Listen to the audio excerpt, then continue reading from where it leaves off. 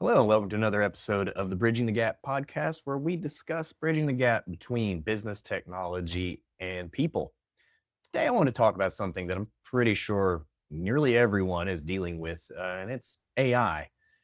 We kind of talked in some previous episodes about AI and its uses and how some other people are doing it and everything. And I think these are all very valuable. I personally love AI, but I think it's one of these things where it's also often misunderstood, misarticulated, misused. So I mean, I think there's some vagaries about it that is worth diving into. So today I wanted to cover some things around the business gap with the return on investment reality of your AI, the fear of missing out, and are we actually making right strategic decisions with it? So all these business side of things, I want to make sure you actually, from a technology point of view, do you even have data readiness? Is this a thing you could implement? So what does AI mean for you? Is it an 80% solving problem thing? I also want to talk about some of the integration complexity because I think that's worth diving into. And then we're going to talk about the people, and there's just tons of things to go in here. Everything from fear of job loss to now what is my job to what is even happening, and am I going to be dealing with the robots? So I think everybody has some misunderstandings of how this really brings the most value. I then want to talk a little bit about the skill shift that I see with AI coming and how this is really going to change things. So let's just dive right into this. I mean, ROI for AI, I think, is just a fascinating area for businesses to really contemplate. Because sure, you've got all these third party services that are offering AI, but I think there's one big thing that we talk about, a strategic fit for the business. And I talk to so many clients who go, "Yeah, we need AI," and kind of my first response to them is, "What does that mean to you?" Because just needing AI, when we talk about that fear of missing out, and everybody assumes we need AI in their system, to me is about the same conundrum when I talk to people and go, well, we're all technology companies today in 2026. So, what do you think about your technology strategy? But so many people just they conflate, I need AI in my system with, oh, let's just put a chat bot, on the site. Ta-da, we're an AI company. I mean, I think that's a as a low hanging fruit perspective of, sure, you're using AI, but I don't know that I would argue that makes you an AI company. It's just, you know, offhanded customer support, perhaps, that you've made a first tier. And I'm not saying there's anything wrong with that. I think it's actually a good strategy. It frees people up to do some different things. But I think so many people just like they get into this hurry. The businesses, especially, they're just in this hurry. All we hear in the news is just how AI is exploding, and it has political consequences, business consequences. It's touching everything we're doing today. You have AI in your pocket. We're all running around with AI in our pocket today. So it's just like everybody's there. It's becoming ubiquitous. But when they implement it, they half the time haven't thought about a strategy. It's almost a fear-based strategy. It's just let's implement it for implementation's sake so that we can say we're an AI company.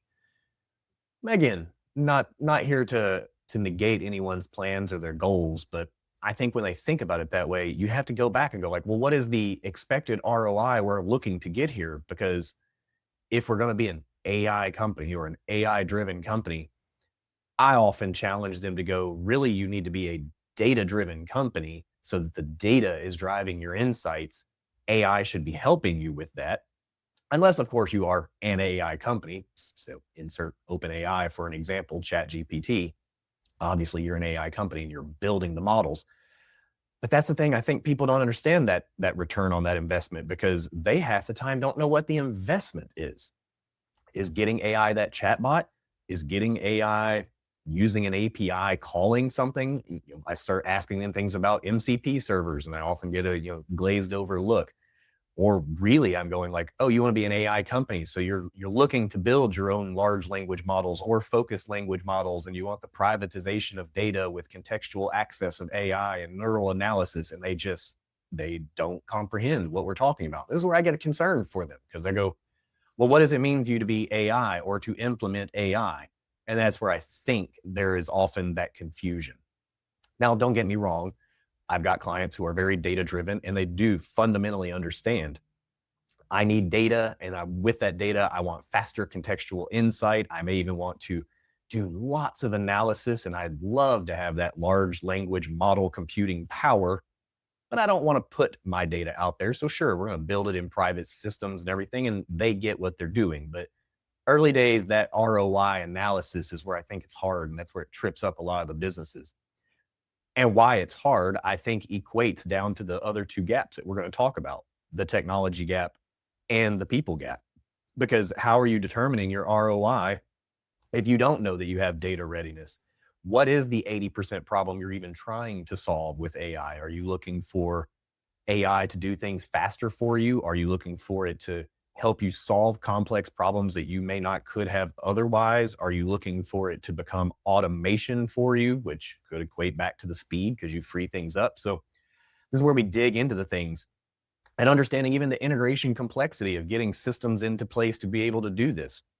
So I often start with the data problem though, because I think that's one of the biggest things. It's a topic that I often broach with many people to go, well, you want AI? Well, what's your data look like? And some know and some don't. They often are kind of like, well, my data, I have a database. I'm like, well, that's your application database. I mean, your analytical aspect. I mean, the things we're going to dig and train and parse and mold it into different models and things that we want to pick apart and understand and run analysis on. So they think it's their database. No. And again, not to negate the purpose of Google Analytics, but to be frank, Google Analytics does not go as far as we would actually want them to really go in a full data warehouse ecosystem. Because, and I've said it in other podcasts, we want your data warehouse to be the central source of truth. Well, if it's your central source of truth, that application database you were talking about, it's going to live in that warehouse. So is all your other third party systems. Everything you can plausibly think, maybe even enrichment data, to get it all really robust, thus the data readiness. And then there's infrastructure concerns. And then there's what are the problem concerns. And I'm not here today to talk about all the implementation tactics of it, but more kind of scratch that surface to really think about, do I have my data in a place where there is a level of maturity to use that data? Because again, AI is nothing without the data. And AI is the same rule we've always believed. Garbage in is garbage out. AI is not going to solve that problem. Now, there are certain tools and certain models that actually could tell you if what you gave it was garbage, but that's a very specific use case, not what most people are looking for. They're looking for that very, dare I say, plug and play. I just want to connect my data, ask it questions, and that should be sufficient, right? I'm an AI company now. Yeah, I mean, maybe not. But we talk about those integration complexities. That's where we get into the thing of like, how deep do you want AI to permeate into your company? Is it an analytical tool that we're just trying to put over here for people to be able to not have to understand the data model, but can still get answers? It's a very powerful and useful reason to do it. But is that really what you're looking to do for it? Or again, I mentioned, are you trying to offload tier one support? I mean, I think that chatbot with a knowledge base tied to some AI could be a really great step. But we do get to broach into that people gap, because if you're going to now use a chatbot with AI to be your first line of defense for your customer support, are you letting a bunch of people go, or are you elevating up their role to go, you're no longer tier one, you're tier two. The chatbot is going to do that, but it will escalate things it couldn't solve, which again kind of bleeds into that people gap. So since we're there, I'm going to kind of slide back into that people gap, because I think this is where the fear versus the empowerment concern comes. And it's real, it's palpable. I mean, it's not a thing I think we're here to argue if it is going to take jobs. I tell people on my own team, I'm like, if you want to let AI take your job, it'll probably take your job. But if you want to lean into it and understand how AI and the various products and platforms that are out there can actually benefit you in your job and become tools you can use in your job, well, then it is just a tool. It's not replacing you. You may have to elevate and change. I've often equated it kind of to the going from an individual contributor to now maybe a manager. You may be managing the same people doing the things you were doing before, but you're job is different now. Maybe you're say a developer, just since we'll talk tech. I mean, you were hitting the keyboard and putting code and thinking through the problems, but now you're introducing AI. Well, to what depth? Are you just vibe coding everything and just letting it spit it out and don't check it for anything? I think that's the wrong way to do it. But are you using it because AI outputs code faster, but you are still reading it and giving it that assurances? That might be a really great way to kind of bring in that agentic AI, but it doesn't replace the human need to validate it and guide it and control it and make sure it stays in those guardrails. So, very specific use case, but I think it's a clear one. And I've said this to a handful of people. Just to, again, we'll stick with development. I think junior development jobs are going to become hard to get, and dare I say, in the next 3 to 5 years, may just disappear. I mean, fundamentally, training computer science in colleges is no longer going to be about teaching you the explicit, just simple ways of programming and how a computer works and all of that. It's going to be you need to know how to work with AI because that is going to be the tool set you're using today. I don't think that should preclude people from wanting to get into the profession. I just think it means the profession is changing. And I think this is true for many an entry level position. I personally think it's going to cause a trade renaissance. So we'll see what that does. There's my prediction for AI coming. We get a trade renaissance. And I think that's a good thing. I think we have too many people who think trade jobs are bad jobs, and that's just wrong. Trade jobs are great jobs and we need them. And I don't think we're at a point that AI with robotics is taking over them, but man, smart people going into trade who may not have done a specific entry level position, but knows how to use AI in their trade, we might get, the new light bulb. We might get new plumbing. We might get new, infrastructure ideas. So I think there's going to be some cool things coming, but again, different topic. But I think this is where we get that fear. People are scared because they don't understand the AI. Things you don't understand, you often fear. If you don't understand it, you're like, well, I'm scared. It's going to take my job. I think even some middle management people are going to be feeling this because how many things can we automate with AI? And do I need as many middle managers? Maybe I just need directors and direct reports and we're done and that's good. I mean, I don't know. I don't think we're quite there yet, but I definitely think middle management is going to kind of get a bit of a squeeze. Thinking about how right now middle management is an information gatekeeper. It's how we get information travel up and down between the company, especially in larger organizations. Well, AI is data access. How much of that information gatekeeping do you really need to do? I do think this is going to be one of the valuable points where lean back into the people side. People are the key thing here. We're not trying to automate AI to the, well, I'm going to pause there. That's incorrect. There are probably some companies who wish they could do everything with AI and they're only the one person. Yeah, okay, fine. But the norm, companies with people, we're not trying to necessarily get people out. I mean, we should value the humanity of them. I've said this in some other platforms we've worked on. We're human beings, not human doings. We should be valued for who we are, not what we do. And I know that's an odd thing in a business sense, but I think this is where middle management could actually learn to really dive in and build better relationships and better people skills. Because again, AI is just a tool. It may be making some of the simpler tasks, or sorry, the complicated tasks simpler, doesn't preclude that you need people. And again, I say that to say we're not trying to get rid of people. But I talk about that computer science thing and not to just stick on programming, but I think this is true across the board. I think if AI is becoming table stakes for the knowledge we have access to, well, then there's going to be a skills shift. Entry level positions are going to not be what we would think of entry level positions today. They might be more what we think of as a mid tier position, or it's a AI automated and guided position. So, are you learning the explicits of doing the job or are you just learning how to manage AI? I think it's going to be a little more of the latter, but again, time will tell and see how we do there. So I'll bring that back up to the people problem with the technology problem.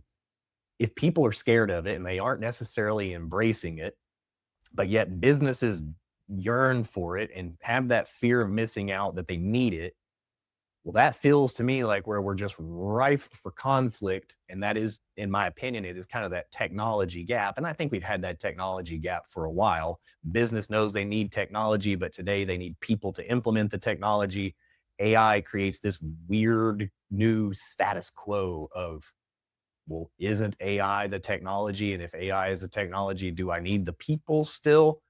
I guess it depends on the company you're running, but I still think that the goal here is not getting rid of people. It's getting better results and more things where people aren't having to do the mundane, just minuscule tasks. And I'm a huge fan of automation. I like to say I'm a lazy person. Like, I hate if you give me a task that is just repetitive and repetitive and repetitive. My laziness kicks in. I don't want to do monotonous tasks. It's kind of how I got into programming, long time ago. Well, how can I automate that task? Whether it's write some code, use a tool, do whatever it is. I'm like, if I can automate the tasks, fine. Well, now I'm managing the task, much more thought work than just me whacking away doing, computer keyboard work or drafting designs or whatever the thing is you may be doing. So I think there's value there. But again, I go back to there's this interesting conundrum. What people are experiencing, well, those are still the people leading the businesses. And vast majority of people are experiencing AI as a chatbot, Chat GPT and Claude and Gemini, or what they're putting in their phones these days. And I kind of just liken that to it's the elevated, escalated search engine that you can have a conversation with. I mean, think about how revolutionary it was when we had internet and we had, those very Alta Vista and Yahoo search engines, but then along come Google and revolutionized how we search and actually get access to things on the internet. AI today is kind of that. Well, how do I search and get access to just all this information? Well, it's just packaged up a little different and provided to you in a conversational manner than just a list of stack ranked, results on a page. So I think that's what most people are experiencing. Most, and again, I'm kind of talking about 80-20 rule, and they think that's what we've got to get integrated. And I go, well, that may be true, but that's not your business model. You don't just need this great big box of internet information in your business. That's just the internet. And all the privacy concerns says, I don't want to put all my private customer data or, profound business logic that we built. Well, I don't want to put that out there in the public thing. So there's that conundrum of the privacy yet usability. I mean, this is where I go back to when I challenge my clients, like, you need AI. Well, what's your data so that we can actually decide, is it safe for us to use the things on the internet, or do we need to kind of privatize it and make your own little personal, language models that you can use? This is where they start not understanding. I just thought I could ask it questions. I'm like, well, that is AI in a great big box. The stuff you want to ask it questions about, not in that box. It's private data. You don't want to put that private data in that box. So I think that's where the business gap hits that technology gap, because they don't all. I mean, again, I'm not talking about every company out there because there's plenty of them doing it, but they don't all understand, what does that implementation, I mean, what's it really look like? I want AI. I think I've got some data. Why can't I just ask AI a bunch of questions about my data, if they're even thinking about it as data? And some of them are thinking about, well, how can I just get the AI bots? I just want the bots to do the jobs that I need, just so I can pay fewer people. These are all these ROI conundrums. It's, how can I use AI but not have to use people? How AI can work 24/7. People don't. People need time off. People get sick. AI doesn't. Well, that's not true either. AI has a cost. AI is not free. You're not going to put that out there for free. So you still have a cost associated. And does AI get sick? Well, absolutely. Claude will go down. OpenAI will go down. Access, to some service will go down. So is it perfect and always on? No, no different. So it still has costs. It still has limitations. And these are the things where I think this new world we're going into with AI, with people, and understanding how we mesh them in, it's going to be an interesting world. I think, though, that's the thing. If businesses understand the technology they need to implement and understand what they're trying to solve, again, what's that 80% problem you're looking to solve? Is it accuracy, edge cases, reliability, anomaly detection, speed, whatever it is? I mean, what is that problem you're looking to solve? All of the above. But if you couple that with how you can, keep the people you have, or at least repurpose the people you have, and then maybe they're not doing as mundane a task, and you can elevate them up into a higher skilled job.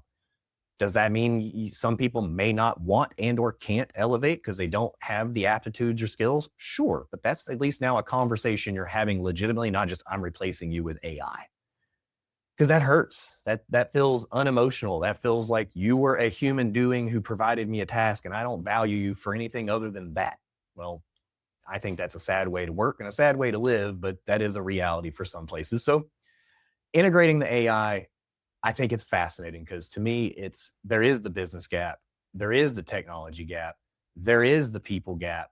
But with all of that, they all play together. So as much as there's gaps, they're just massively intertangled with each other as well.